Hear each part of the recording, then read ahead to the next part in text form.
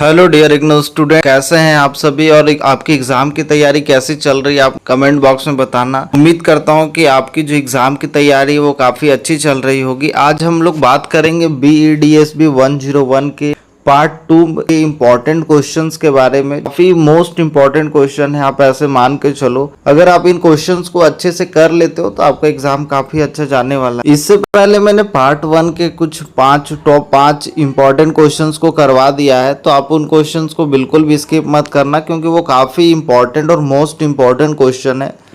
उससे पहले अगर आप हमारे चैनल पे नए हो तो चैनल को सब्सक्राइब कर लीजिए और बेल नोटिफिकेशन कॉल पे सेट कर लीजिए, ताकि इग्नू के इंपॉर्टेंट इन्फॉर्मेशन, लेटेस्ट अपडेट और एग्जाम से जुड़ी हुई हर एक महत्वपूर्ण जानकारी आपको इस चैनल पे मिलते रहे। पार्ट 2 का पहला क्वेश्चन है, बच्चों में मूल्य विकास में माता पिता की भूमिका की व्याख्या कीजिए। ये भी क्वेश्चन काफी इंपॉर्टेंट है। मूल विकास का अर्थ है कि बच्चों में अच्छे गुणों और अच्छी आदतों का विकास करना, जैसे बच्चे के अंदर ईमानदारी, बच्चे के अंदर किसी के प्रति सम्मान, किसी के प्रति दया, सहयोग, अनुशासन और जिम्मेदारी। बच्चे सबसे पहले अपने माता पिता से सीखते हैं, इसीलिए उनके मूल्य विकास में माता पिता की सबसे महत्वपूर्ण भूमिका है। माता पिता का भूमिका क्या है, आप जितना भी चीज़ आपको यहाँ पे बताया जाएगा, आप उनको अगर अच्छे से ध्यान से सुनते हो तो आप काफ़ी अच्छा स्कोर कर लोगे, इतना विश्वास मानिए आप। तो मूल्य मानव जीवन का आधार होता है, जैसे सत्य, ईमानदारी, सहयोग, अनुशासन, करुणा, सहिष्णुता, सम्मान और जिम्मेदारी जैसे मूल्य व्यक्ति के चरित्र निर्माण में महत्वपूर्ण भूमिका निभाते हैं। इन मूल्यों का विकास बचपन से ही प्रारंभ हो जाता है और इसमें परिवार का सबसे महत्वपूर्ण योगदान होता है। खासकर माता पिता बच्चे के प्रथम शिक्षक होते हैं तथा घर उसकी पहली पाठशाला होती है। बच्चा अपने माता पिता के व्यवहार, विचारों और आदतों को देखकर सीखता है, इसलिए बच्चों में मूल्य विकास की प्रक्रिया में माता पिता की भूमिका अत्यंत महत्वपूर्ण मानी जाती है। उसके बाद मूल विकास का अर्थ क्या है, तो मूल विकास का मतलब होता है कि बच्चे में ऐसे नैतिक, सामाजिक और मानवीय गुणों का विकास करना है जो उन्हें एक अच्छा, जिम्मेदार और आदर्श नागरिक बनाने में सहायता करे। मूल्य विकास का उद्देश्य केवल ज्ञान देना नहीं है, बल्कि सही व्यवहार और अच्छे चरित्र का निर्माण करना भी है। उसके बाद बच्चों में मूल्य विकास में माता पिता की भूमिका क्या होती है, तो सबसे पहले प्रथम शिक्षक जो होते हैं माता पिता ही होते हैं। माता पिता बच्चे के पहले शिक्षक होते हैं। बच्चा सबसे पहले घर में बोलना सीखता है, चलना सीखता है, व्यवहार करना और दूसरों से बात करना सीखता है। यदि माता पिता सभी से प्यार और सम्मान से बात करते हैं तो बच्चा भी वैसा ही व्यवहार करना सीखता है। दूसरा है आदर्श प्रस्तुत करना। बच्चे अनुकरण के माध्यम से सीखते हैं। यदि माता पिता सत्यवादी, ईमानदार, अनुशासित और जिम्मेदार होंगे तो बच्चे भी इन्हीं गुणों को अपनाने का प्रयास करेंगे। उदाहरण के लिए, यदि माता पिता दूसरे का सम्मान करते और सत्य बोलते हैं तो बच्चा भी वही व्यवहार सीखता है। उसके बाद नैतिक मूल्यों का विकास। माता पिता को सत्य, ईमानदारी, दया, प्रेम, करुणा और सहानुभूति जैसे नैतिक मूल्यों की शिक्षा देते हैं। ये मूल बच्चे के चरित्र निर्माण में सहायक होते हैं। तो चौथा है अनुशासन की भावना विकसित करना। अनुशासन जीवन की सफलता का आधार है। माता पिता बच्चों को समय का पालन, नियमों का सम्मान और जिम्मेदारी निभाने की शिक्षा देते हैं। इससे उनमें आत्म अनुशासन का विकास होता है। उसके बाद है सामाजिक मूल्यों का विकास। परिवार बच्चों को सहयोग, भाईचारा, सहिष्णुता और सामाजिक उत्तरदायित्व की भावना सिखाता है। माता पिता बच्चों को दूसरों की सहायता करने और समाज के प्रति संवेदनशील बनाने के लिए प्रेरित करते हैं। धार्मिक एवं सांस्कृतिक मूल्यों का विकास होगा कि माता पिता बच्चों को अपने धर्म, संस्कृति, परंपराओं और त्योहारों के बारे में जानकारी देते हैं, जैसे कि दिवाली, ईद, होली, क्रिसमस आदि त्योहारों का महत्व बताने से बच्चा अपनी संस्कृति को समझता है। वो समझता है कि ये जो त्योहार है ये इतनी महत्वपूर्ण क्यों है। उसके बाद है भावनात्मक सुरक्षा प्रदान करना। बच्चों को प्यार, अपनापन और सुरक्षा की जरूरत होती है। माता पिता का प्रेम बच्चों में आत्मविश्वास बढ़ाता है। यदि बच्चा किसी परीक्षा में कम अंक लाता है और माता पिता उसे डांटने की बजाय समझाते हैं तो बच्चा दोबारा मेहनत करने के लिए प्रेरित होता है। तो ये एक भावनात्मक सुरक्षा प्रदान करने की, सही और गलत में अंतर सिखाना। मान के चलो कि माता पिता बच्चे को बताते हैं कि कौन सा काम सही है, कौन सा काम गलत है। वो उन्हें बताते हैं कि कौन सा व्यवहार उचित है, कौन सा अनुचित है। इससे बच्चे में नैतिक निर्णय लेने की जो क्षमता है वो विकसित होती है, जैसे झूठ बोलना गलत है और सच बोलना अच्छी आदत है। उसके बाद जिम्मेदारी की भावना विकसित करना। माता पिता बच्चों को छोटे छोटे काम देकर जिम्मेदारी निभाना सिखाते हैं। अपने खिलौने या किताबें सही जगह रखना और अपना स्कूल बैग तैयार करना, ये एक छोटी सी चीज़ है लेकिन ये एक जिम्मेदारी है। उसके बाद डिजिटल एवं सामाजिक जीवन का मार्गदर्शन। आज के तकनीकी युग में माता पिता की भूमिका और भी महत्वपूर्ण हो गई है। वो बच्चों को इंटरनेट, मोबाइल और सोशल मीडिया के सही उपयोग के बारे में मार्गदर्शन देते हैं तथा नकारात्मक प्रभावों से बचाने का प्रयास करते हैं। उसके बाद समझना है कि मूल्य विकास में परिवार का महत्व क्या होता है। तो परिवार बच्चों के लिए पहला सामाजिक समूह होता है। परिवार का वातावरण, माता पिता का व्यवहार तथा पारिवारिक संबंध बच्चे के मूल्य विकास को गहराई से प्रभावित करते हैं। एक सकारात्मकता और प्रेम पूर्वक पारिवारिक वातावरण बच्चों में अच्छे संस्कारों का विकास करता है। पर इसमें मूल्य विकास में माता पिता के सामने कुछ चुनौतियां भी देखने को मिलती। सबसे पहला है कि व्यस्त जीवन शैली के कारण बच्चों को पर्याप्त समय ना दे पाना। पहले के जीवन में और अभी के टाइम काफ़ी ज़्यादा चैलेंजेस देखने को मिलेगा। पहले क्या होता था कि फिजिकल एक्टिविटीज़ काफ़ी ज़्यादा होती थी, लोग खेलते थे, कूदते थे, फ़ोन का ज़माना नहीं था। आज आपको हर एक घर में कुछ ना कुछ परेशानी देखने को मिलेगा। डिप्रेशन आजकल कॉमन होते जा रहा है। क्यों? क्योंकि लोग इंटरैक्ट नहीं करना चाहते, लोग आइसोलेटेड होते जा रहे हैं। लोग को लगता है कि जो मेरी दुनिया वो बहुत सीमित है। अगर वो स्मार्टफोन में घुसे हुए हैं तो वो सिर्फ अपने काम पे ज़्यादा आज के दौर पे ये करते हैं। आज के टाइम पे लोगों से जुड़ाव कम होते जा रहा है। ये सबसे बड़ी चुनौतियां हैं। व्यस्त जीवन शैली के कारण बच्चों को पर्याप्त समय नहीं दे पाना। उसके बाद सोशल मीडिया और इंटरनेट का बढ़ता प्रभाव, संयुक्त परिवारों का विघटन होना। आज के टाइम पे आप देखोगे कि न्यूक्लियर फैमिली का कॉन्सेप्ट आपको देखने को मिलेगा। पहले जॉइंट फैमिली आपको हर एक फैमिली में देखने को मिलता था, लेकिन आज के टाइम वो जस्ट अपोजिट हो गया है। आज लोग न्यूक्लियर फैमिली की ओर शिफ्ट होते जा रहे हैं, जिसमें सिर्फ माता पिता और उनके बच्चे रहेंगे। पहले ऐसा नहीं था। पहले आंटी, अंकल, दादा, दादी और पेरेंट्स आपको देखने को मिलता था। तो इससे क्या होता था कि लोग एक दूसरे से बात करते थे, एक दूसरों के सामने चीज़ों को रखा जाता था। तो उससे जो ये सब जो चुनौतियाँ ये आपको देखने को नहीं मिलती थी। उसके बाद है भौतिकवादी सोच का बढ़ना। उसके बाद है साथी और बाहरी वातावरण का प्रभाव आज के दौर पे आपको देखने को मिलेगा। तो इसके लिए परिवार का महत्व क्या है, तो आपको समझना पड़ेगा कि परिवार जो है ये बच्चे का पहला विद्यालय होता है।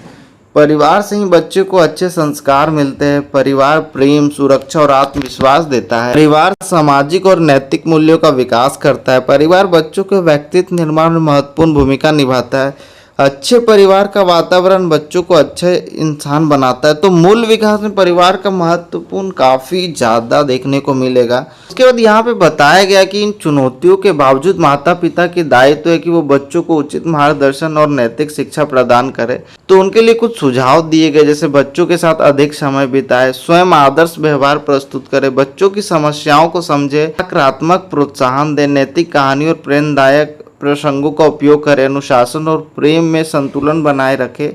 उसके बाद इसका निष्कर्ष क्या है? इतना जो आपने पढ़ा तो इसका आपको निष्कर्ष क्या समझ आया?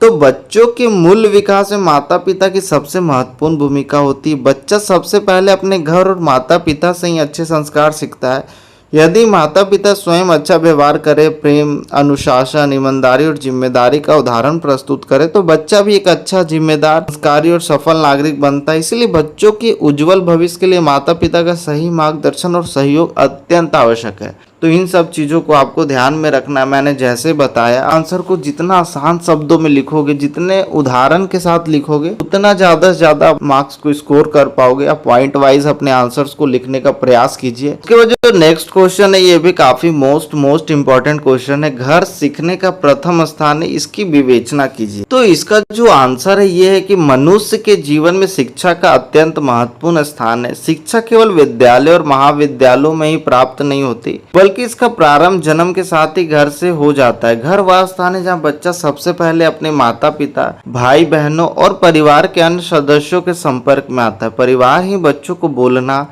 चलना, व्यवहार करना और सामाजिक जीवन के नियम सिखाते हैं। इसलिए कहा जाता है कि घर सीखने का प्रथम स्थान होता है। घर बच्चे की पहली पाठशाला तथा माता पिता उसके प्रथम शिक्षक होते हैं। बच्चे के व्यक्तित्व, चरित्र और मूल्यों के निर्माण में घर की भूमिका अत्यंत महत्वपूर्ण होती है। यहाँ पे बताया गया कि घर जो ये प्रथम शिक्षण संस्थान होती है, मतलब बच्चा जन्म के बाद सबसे पहले परिवार के वातावरण में रहता है। परिवार के सदस्य उसके लिए सीखने के प्रमुख स्रोत होते हैं। बच्चा अपने आसपास के लोगों को देखकर और उनके व्यवहार का अनुकरण करके सीखता है। इस प्रकार घर ही उसके लिए पहला शिक्षण स्थान है, संस्थान बन जाता है। मनोवैज्ञानिकों के अनुसार जीवन के प्रारंभिक वर्षों में प्राप्त अनुभव व्यक्ति के संपूर्ण जीवन को प्रभावित करते, इसीलिए घर में मिलने वाली शिक्षा और संस्कार बच्चे के भविष्य के निर्माण में महत्वपूर्ण भूमिका निभाती है। इसमें ये बताया गया कि घर को प्रथम सीखने का स्थान कहने के क्या क्या कारण है। सबसे पहला, ये भाषा सीखने का पहला केंद्र होता है। बच्चा जन्म के बाद सबसे अधिक समय अपने परिवार के साथ बिताता है, इसलिए उसकी पहली शिक्षा घर से ही शुरू होती है। बच्चा सबसे पहले माँ, पापा, दादी, दादा जैसे शब्द घर में ही बोलना सीखता है। बच्चा सबसे पहले अपने परिवार से भाषा सीखता है। वह माता पिता और परिवार के अन्य सदस्यों की बातों को सुनकर बोलना सीखता है। उसकी मातृभाषा का विकास घर से ही प्रारंभ होता है। उसके बाद सामाजिक व्यवहार की शिक्षा। बच्चा घर में रहकर दूसरों से बातचीत करता है, बड़ों का सम्मान करना, सहयोग करना और सामाजिक नियमों का पालन करना सीखता है। सामाजिक व्यवहार का प्रारंभिक परीक्षण परिवार से ही प्राप्त होता है। घर में बच्चा दूसरों से बात करना, बड़ों का सम्मान करना, छोटों से प्यार करना और मिलजुल कर रहना सीखता है। जैसे जब माता पिता नमस्ते करना सिखाते तो बच्चा भी सभी को नमस्ते करना सीख जाता है। तो ये सामाजिक व्यवहार की शिक्षा है। उसके बाद ये नैतिक मूल्यों का विकास। जैसे घर में बच्चे को सच्चाई, ईमानदारी, दया, सहयोग और सम्मान जैसे अच्छे संस्कार मिलते हैं। यदि बच्चा किसी की मदद करता और माता पिता उसकी प्रशंसा करते तो उसमें मदद करने की आदत विकसित होती है। तो उसके बाद है अनुकरण द्वारा सीखना। अनुकरण मतलब नकल द्वारा सीखना। बच्चे जो है अपने माता पिता और परिवार के सदस्यों को देखकर सीखते हैं।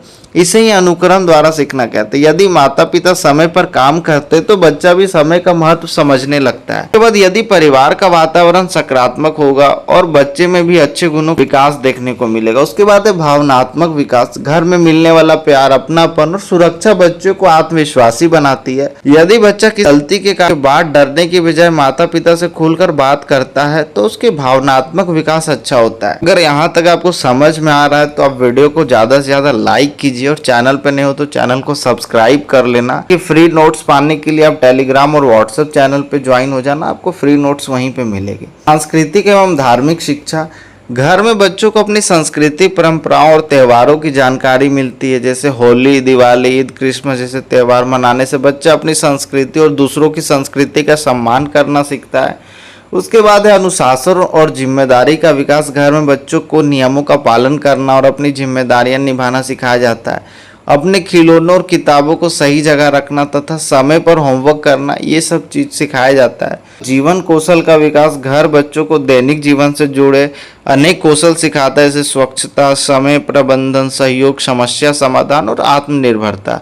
ये कौशल उनके भविष्य के जीवन में अत्यंत उपयोगी सिद्ध होते हैं। घर में बच्चा रोजमर्रा के काम सीखता है जो आगे के जीवन में काम आता है, जैसे अपने कपड़े को व्यवस्थित रखना, हाथ धोना, सफाई करना, समय का सही उपयोग करना, दूसरों की मदद करना। के बाद माता पिता की भूमिका क्या है? घर को सीखने का प्रथम स्थान बनाने में माता पिता की भूमिका सबसे महत्वपूर्ण होती है। वो बच्चों को सही मार्गदर्शन देते हैं, उनकी जिज्ञासाओं का समाधान करते हैं और अच्छे बुरे का अंतर समझाते हैं। और माता पिता बच्चे के पहले शिक्षक होते हैं और मार्गदर्शक होते हैं। वो बच्चों को अच्छे संस्कार सिखाते हैं, सही आदतों को बताते हैं, जीवन जीने का तरीका सिखाया जाता है। यदि माता पिता स्वयं सच बोलते और सभी का सम्मान करते तो बच्चा भी वही सीखेगा और बच्चा भी वही करेगा।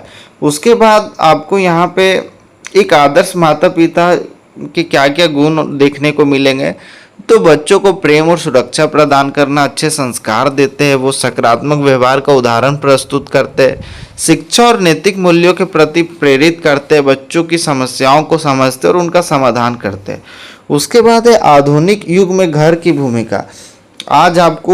आज के समय मोबाइल, इंटरनेट और सोशल मीडिया का प्रभाव बहुत बढ़ गया है। ऐसे समय में घर की भूमिका और भी महत्वपूर्ण हो गई है। इन चीजों में माता पिता को क्या करना चाहिए? तो बच्चों के साथ ज्यादा से ज्यादा समय बिताना चाहिए, मोबाइल का सीमित उपयोग कराए, पढ़ाई और खेल दोनों के लिए प्रेरित करें, अच्छे और बुरे इंटरनेट कंटेंट का अंतर समझाइए। बच्चों को पूरे दिन मोबाइल देने की बजाय रोज एक निश्चित समय तक ही मोबाइल इस्तेमाल करने दें। उसके बाद घर में सीखने की चुनौतियां क्या है? तो आज के टाइम पे माता पिता के पास समय की कमी देखने को मिलती है, मोबाइल और इंटरनेट की लत बढ़ते जा रही है, टीवी और सोशल मीडिया का अधिक प्रभाव है, परिवार के सदस्यों का साथ कम मिलना, पढ़ाई और नौकरी का दबाव होता है स्टूडेंट बच्चों के अंदर, बच्चों का बाहर अधिक समय बिताना। यदि माता पिता पूरे दिन व्यस्त रहते हैं तो बच्चा मोबाइल से ज़्यादा सीखने लगता है, जो हमेशा सही नहीं होता। उसके बाद हम लोग इसके निष्कर्ष पे आते हैं।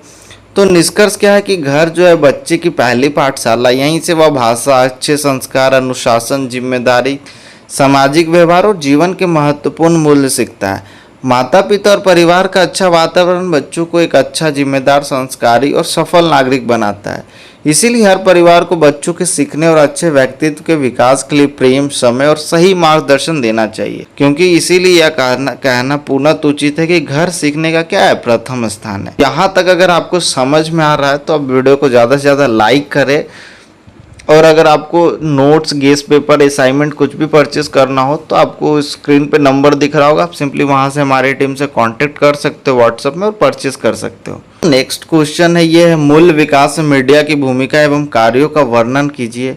ये भी क्वेश्चंस काफ़ी इंपॉर्टेंट है। आधुनिक युग को संचार और सूचना का युग कहा जाता है। आज मीडिया मानव जीवन का अभिन्न अंग बन चुका है, जैसे समाचार पत्र, टीवी, रेडियो, अखबार, मोबाइल, इंटरनेट और सोशल मीडिया हमारी रोजमर्रा की जिंदगी का एक हिस्सा बन गया है। इन्हें ही मीडिया कहा जाता है। मीडिया हमें नई बातें सिखाता है और हमारे विचारों और व्यवहार को भी प्रभावित करता है। इसीलिए मूल्य विकास में मीडिया की महत्वपूर्ण भूमिका होती है। समझ में आया? मीडिया का अर्थ क्या होता है? तो मीडिया वह माध्यम है जिसके द्वारा जानकारी मिलती है, समाचार, शिक्षा और मनोरंजन लोगों तक पहुंचाया जाता है। जैसे टीवी, रेडियो, अखबार, मोबाइल, यूट्यूब और इंटरनेट, ये सभी मीडिया के क्या है, उदाहरण है। उसके बाद मूल्य विकास का अर्थ क्या है? तो मूल्य विकास का अर्थ है व्यक्ति में अच्छे गुणों और अच्छी आदतों का विकास होना, जैसे ईमानदारी, दया, सहयोग, अनुशासन, सम्मान, जिम्मेदारी, सच बोलना और दूसरों की मदद करना, ये सब अच्छे मूल्य है। उसके बाद मूल्य विकास में मीडिया की क्या क्या भूमिका है? तो नैतिक मूल्यों का विकास करना। मीडिया क्या करता है? मीडिया विभिन्न कार्यक्रमों, कहानियों, वृत्त चित्रों और प्रेरणादायक प्रसंगों के माध्यम से सत्य, ईमानदारी, करुणा और सहयोग जैसे नैतिक मूल्यों को बढ़ावा देता है। इससे लोगों में सकारात्मक सोच विकसित होते हैं। मीडिया अच्छी कहानियां, फिल्मों और कार्यक्रमों के माध्यम से ईमानदारी, दया और सच्चाई सिखाता है। एक कार्टून में बच्चा सच बोलता है और उसे पुरस्कार मिलता है। इसमें दूसरे बच्चे भी सच बोलने की प्रेरणा लेते हैं। इसके बाद ये सामाजिक जागरूकता उत्पन्न करता है। मीडिया लोगों को समाज की समस्याओं और उनके समाधान के बारे में जानकारी देता है। जैसे टीवी पर आपको दिखता होगा, बेटी बचाओ बेटी पढ़ाओ का संदेश देकर लोग बेटियों की पढ़ाई का महत्व समझते हैं।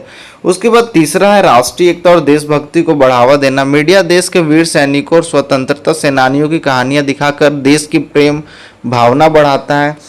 जैसे 15 अगस्त और 26 जनवरी के कार्यक्रम देकर बच्चों में देश के प्रति सम्मान बढ़ता है। तो ये राष्ट्रीय एकता और देशभक्ति को बढ़ावा देना। उसके बाद है सांस्कृतिक मूल्यों का संरक्षण। मीडिया विभिन्न संस्कृतियों, परंपराओं, लोक कलाओं और त्योहारों को प्रस्तुत करके सांस्कृतिक विरासत के संरक्षण में योगदान देता है। इससे नई पीढ़ी अपनी संस्कृति और परंपराओं में जुड़ी रहती है।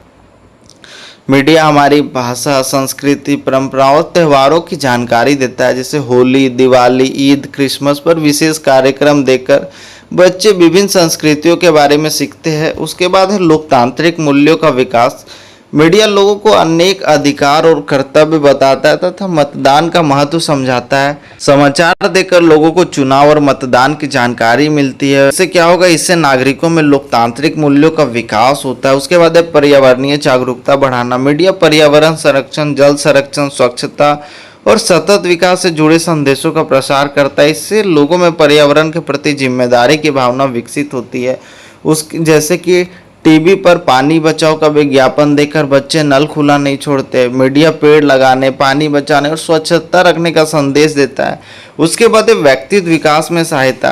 प्रेरणादायक भाषण, सफल व्यक्तियों की जीवनी और शैक्षिक कार्यक्रम व्यक्ति के आत्मविश्वास, नेतृत्व क्षमता और सकारात्मक दृष्टिकोण का विकास करता है। मीडिया नई नई बातें सीखने, आत्मविश्वास बढ़ाने और अच्छी आदतें अपनाने में मदद करता है। जैसे यूट्यूब पर पढ़ाई का वीडियो देखकर बच्चा नया सब्जेक्ट आसानी से सीख जाता है, जैसे आप लोग देख रहे हो। ये भी एक मीडिया का एक पार्ट है। ये पॉजिटिव चीज है, ये सकारात्मक है। यहाँ तक समझ में आया। मूल विकास में मीडिया के प्रमुख कार्य क्या है, तो ये सबसे पहले क्या करता है, सूचना प्रदान करता है। मीडिया का प्रमुख कार्य समाज को विभिन्न घटनाओं, नीतियों और सामाजिक मुद्दों की जानकारी देना है। सही जानकारी व्यक्ति के ज्ञान और दृष्टिकोण का विकास करती है। मीडिया देश दुनिया की नई जानकारी देता है। समाचार देखकर मौसम और नई घटनाओं की जानकारी मिलती है। दूसरा है शिक्षण कार्य।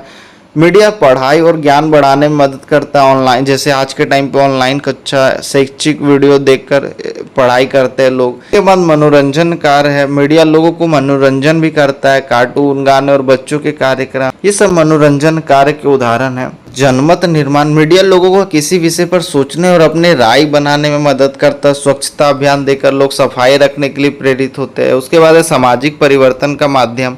मीडिया सामाजिक कुरीतियों, अंधविश्वास और भेदभाव के विरुद्ध जन जागरण करके समाज में सकारात्मक परिवर्तन लाने का कार्य करता है। मीडिया समाज में अच्छी सोच, अच्छे बदलाव लाने में मदद करता है, जैसे बाल विवाह और दहेज जैसी बुराइयों के खिलाफ अभियान, तो ये सब चीज़ देखने को मिलेगा। उसके बाद प्रेरणा प्रदान करना। मीडिया महान व्यक्तियों के जीवन, मीडिया महान लोगों की कहानियाँ दिखाकर प्रेरणा देता है।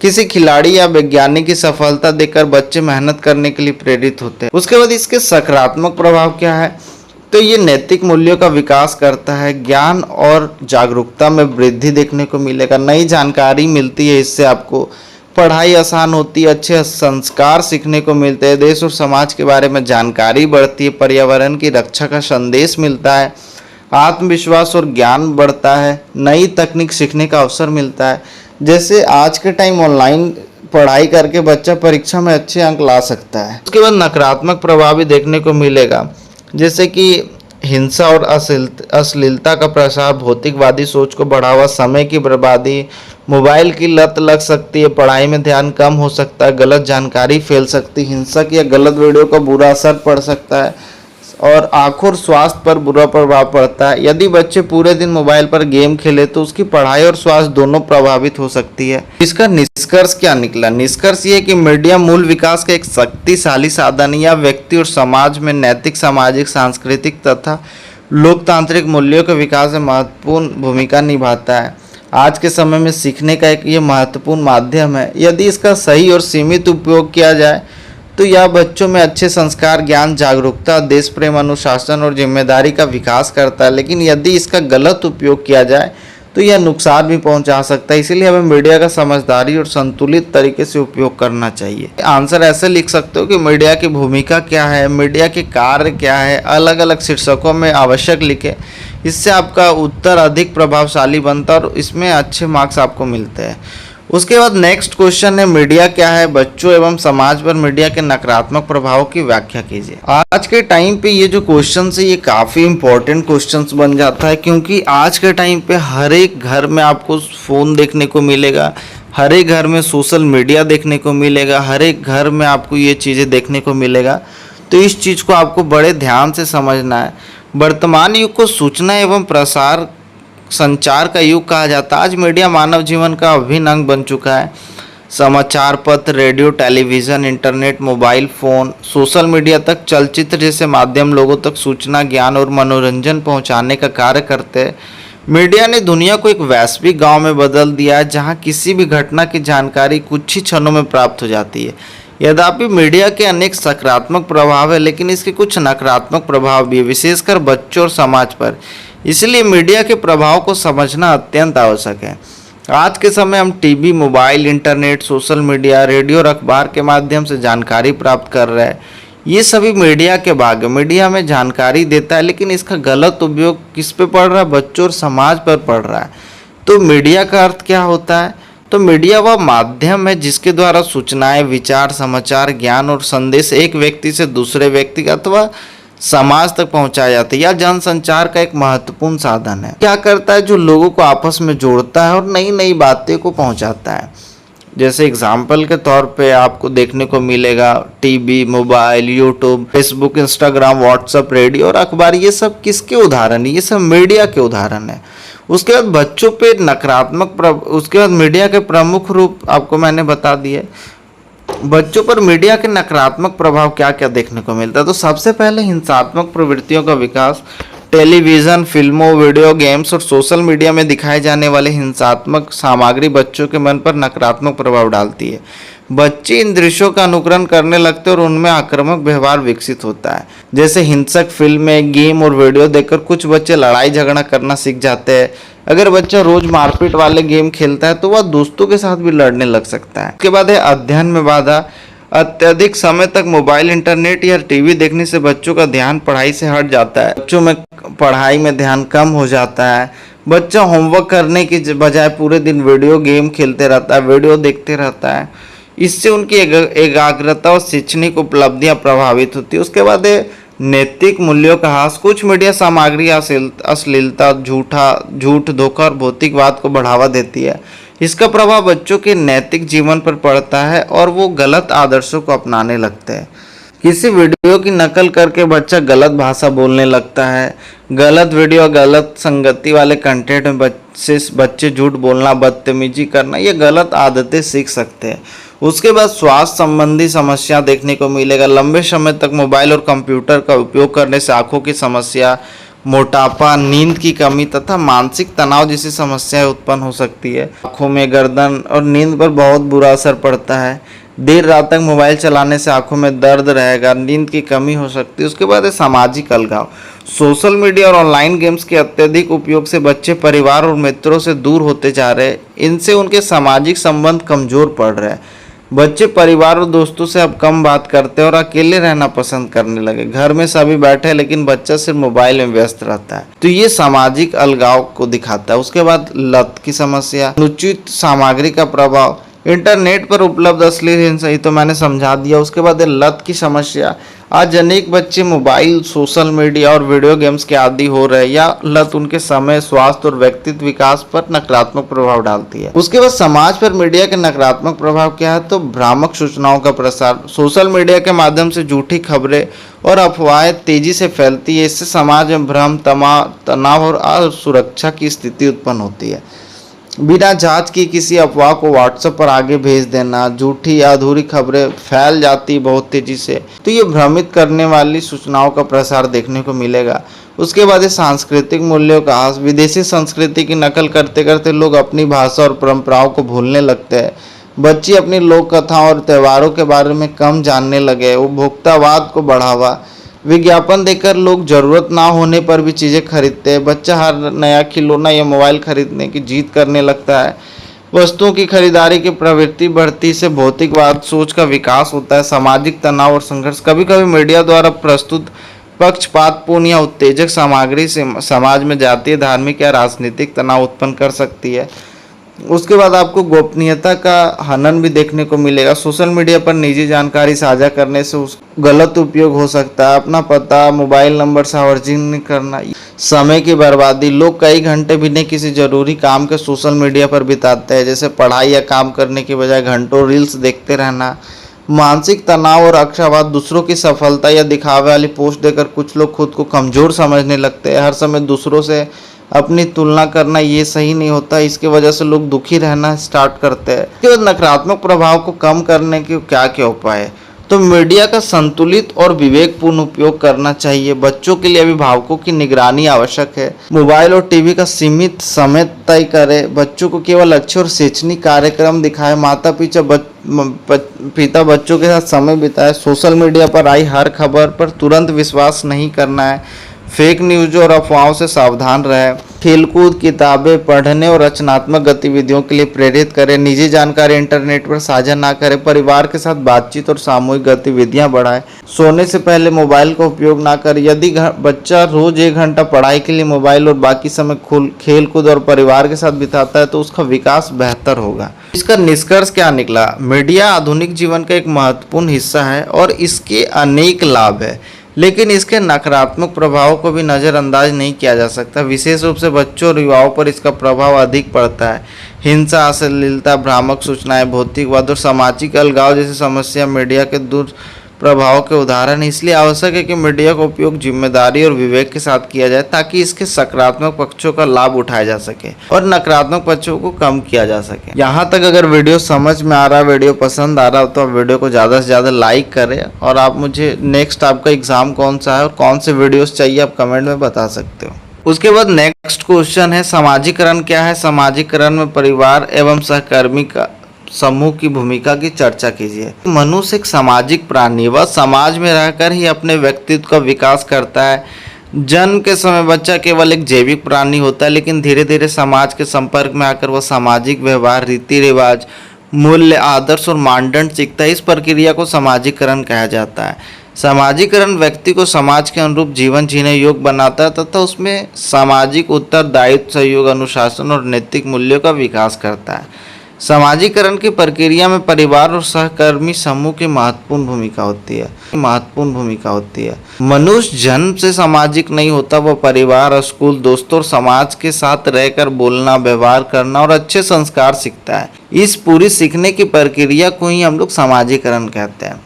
उसके बाद सामाजिकरण का अर्थ क्या होता है? तो सामाजिकरण वह प्रक्रिया जिसके माध्यम से व्यक्ति समाज के मूल्यों, मान्यताओं, नियमों, परंपराओं तथा व्यवहारों को सीखता है और समाज का एक जिम्मेदार सदस्य बनता है। इसे सरल शब्दों में मैं समझाऊं तो समाज में कैसे रहना है, कैसे बोलना है, दूसरों के साथ कैसा व्यवहार करना है, सीखना है, यही सामाजिकरण है। जैसे बच्चा घर में नमस्ते करना, धन्यवाद करना और बच्चों का सम्मान करना सीखता है, तो ये क्या है? एक सामाजिकरण है। प्रसिद्ध सामाजिकरण बोगार्ट्स के अनुसार सामाजिकरण वह प्रक्रिया है जिसके द्वारा व्यक्ति समाज में रहने और कार्य करने के योग्य बनता है। उसके बाद सामाजिकरण की क्या क्या विशेषताएं हैं? तो ये जीवन भर चलने वाली प्रक्रिया है। यह व्यक्ति को सामाजिक व्यवहार सिखाती है या व्यक्तित्व विकास में सहायक होती है। इससे सामाजिक मूल्यों और मानदंडों का विकास होता है। यह व्यक्ति और समाज के बीच सामंजस्य स्थापित करती है। उसके बाद सामाजिकरण में परिवार की भूमिका क्या है? तो परिवार सामाजिकरण का प्रथम और सबसे महत्वपूर्ण स्थान है, माध्यम है। बच्चा जन्म के बाद सबसे पहले परिवार के संपर्क में आता है, इसलिए परिवार को सामाजिकरण की प्रथम संस्था कहा जाता है। उसके बाद प्रथम सामाजिक वातावरण प्रदान करना। परिवार बच्चों को पहला सामाजिक वातावरण प्रदान करता है, जैसे बच्चा माता पिता, भाई बहन और अन्य सदस्यों के साथ रहकर सामाजिक व्यवहार करना सीखता है। तो ये चीज़ मैंने बताया कि माता पिता जैसे बच्चे के पहले शिक्षक होते हैं। बच्चा सबसे पहले बोलना और चलना सीखता है। उसके बाद भाषा का विकास। बच्चा सबसे पहले अपने परिवार से भाषा सीखता है। भाषा सामाजिकरण का एक महत्वपूर्ण आपको देखने को मिलेगा, महत्वपूर्ण साधन है, क्योंकि इसके माध्यम से विचारों और भावनाओं का आदान प्रदान होता है। उसके बाद नैतिक मूल्यों का विकास। परिवार बच्चों में सत्य, ईमानदारी, अनुशासन, सहयोग, प्रेम और करुणा जैसे नैतिक मूल्यों का विकास करता है। उसके बाद अनुशासन की शिक्षा भी दी जाती है। माता पिता बच्चों को नियमों का पालन करना और जिम्मेदारी निभाना सिखाते हैं। इससे उनमें अनुशासन और आत्मनियंत्रण विकसित होता है। सांस्कृतिक परंपराओं का ज्ञान। परिवार बच्चों को धार्मिक, सांस्कृतिक और सामाजिक परंपराओं से परिचित कराता है। त्योहारों और संस्कारों के माध्यम से बच्चे अपनी संस्कृति को समझते हैं। उसके बाद भावनात्मक सुरक्षा प्रदान करना। परिवार बच्चों को प्रेम, स्नेह और सुरक्षा प्रदान करता है। इससे उनमें आत्मविश्वास और सामाजिक समायोजन की क्षमता बढ़ती है। व्यक्तित्व निर्माण भी देखने को मिलेगा। परिवार का वातावरण बच्चे के व्यक्तित्व निर्माण में महत्वपूर्ण भूमिका निभाता है। परिवार के सदस्यों का व्यवहार बच्चों के चरित्र और आदतों को प्रभावित करता है। सामाजिकरण में सहकर्मी समूह की भूमिका क्या होती है? तो सहकर्मी समूह से तात्पर्य है समान आयु, समान रुचियों और समान सामाजिक स्तर वाले मित्रों एवं साथियों के समूह है। जैसे जैसे बच्चा बड़ा होता है, सहकर्मी समूह का प्रभाव बढ़ने लगता है। सबसे पहला सामाजिक कौशल का विकास। सहकर्मी समूह बच्चों को दूसरों के साथ मिलकर कार्य करना, सहयोग करना तथा समूह में रहना सिखाते हैं। उसके बाद नेतृत्व क्षमता का विकास। मित्रों के साथ विभिन्न गतिविधियों में भाग लेने से नेतृत्व और संगठन क्षमता का विकास होता है। उसके बाद आत्मविश्वास में वृद्धि देखने को मिलेगा। सहकर्मी समूह बच्चों को अपने विचार व्यक्त करने और निर्णय लेने के अवसर प्रदान करता है, जिससे उनका आत्मविश्वास बढ़ता है। चौथा, सहयोग एवं सहीगुणता का विकास। मित्रों के साथ खेलते और काम करते समय बच्चे सहयोग, सहनशीलता तथा दूसरों की भावनाओं का सम्मान करना सीखते हैं। सामाजिक समायोजन में सहायता देखने को मिलेगा। सहकर्मी समूह बच्चों को विभिन्न परिस्थितियों में समायोजन करना सिखाते हैं, जिससे समाज में वो सफलतापूर्वक जीवन जी पाते हैं। मूल एवं दृष्टिकोण का विकास है। मित्रों के विचार और व्यवहार बच्चों के दृष्टिकोण और मूल्यों को प्रभावित करते हैं। अच्छे मित्र सकारात्मक मूल्यों का विकास करते हैं। उसके बाद स्वास्थ्य प्रतिस्पर्धा की भावना। सहकर्मी समूह बच्चों में स्वस्थ प्रतिस्पर्धा और आत्म सुधार की भावना विकसित करते हैं। परिवार और सहकर्मी समूह का तुलनात्मक महत्व क्या है? तो परिवार एक सामाजिकरण की पहली संस्था होती है, लेकिन सहकर्मी समूह ये द्वितीय सामाजिक करण का माध्यम देखने को मिलेगा।